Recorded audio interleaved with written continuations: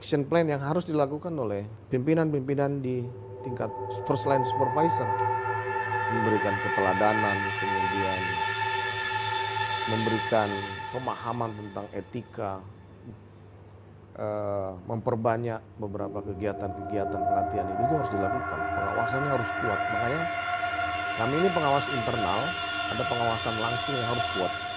Nah, kita akan kontrol itu. Kita akan lakukan secara maksimal. Ke depan ini mungkin seminggu atau 2 minggu kita akan kumpulkan semua fungsi operasional, reserse, lantas dan Polair, serta pokoknya fungsi operasional kita akan sampaikan langsung kepada first line supervisor ini.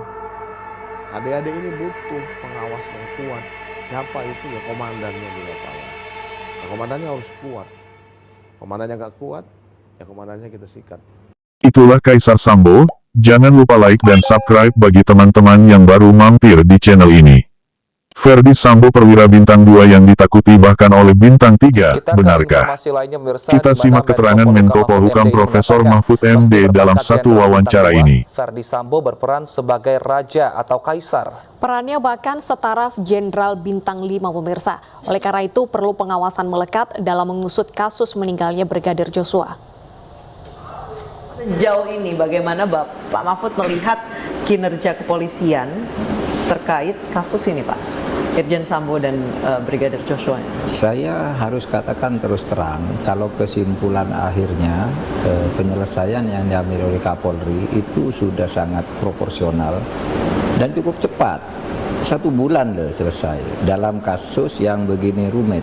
Dan begitu sensitif ya Pak? Begitu sensitif dan rumit karena yang melakukan itu adalah pejabat tinggi Polri yang sebenarnya kalau dihitung bintangnya itu seperti bintang 5. Kenapa tuh, Kadif Propam itu bintang 2. Tapi anak buahnya yang bintang 3, kepala bironya itu ada 3 yang seluruhnya tunduk pada ini. Dia yang meriksa atas perintah ini, apakah ini teruskan apa enggak.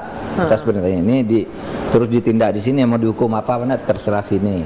Sehingga rasan-rasannya itu kalau di Polri ya Pak Sambo itu memang praktis bintang 5 karena semuanya takut pada dia.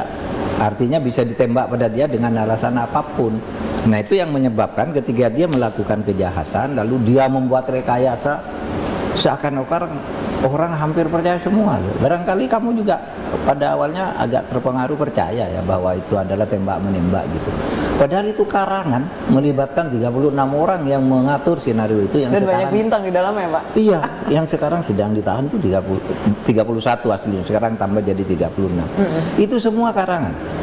Dan orang tidak akan berani membayangkan di tingkat Polri sendiri susah, sehingga Kapolri juga tidak mudah. Karena misalnya dikumpulkan satu tim, yang satu diam-diam temennya Sambo tidak setuju begini, yang begini kan, maka kita dorong dari sini, dari presiden lah. Pokoknya presiden mengarahkan gini dan saya tahu fakta-fakta ini harus mengarah ke sana.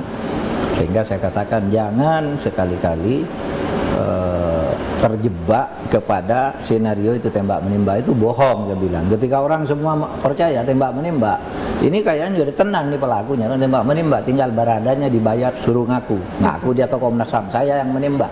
Gimana caranya kamu nembak? Entah, pokoknya segelam mata tembak aja gitu katanya. Dia tidak tahu. Sebenarnya bukan dia pelaku utamanya, dia hanya disuruh dan sebagainya sampai sekarang ya.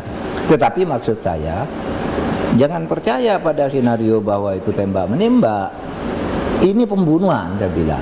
Ikuti aja itu alur pembunuhan itu seperti dilaporkan oleh Kamarudin, oleh Saur Siagian dan sebagainya. Itu arah kita ikut skenario itu aja, buktikan ke situ. Nah, akhirnya berbelok kan, berbelok. Saya terus mendekati ke Polri, ke situ arah. Ini waktunya penataan. Momentum ini harus dijadikan peluang untuk memperbaiki tanpa terlalu gaduh, tanpa harus menyentuh struktur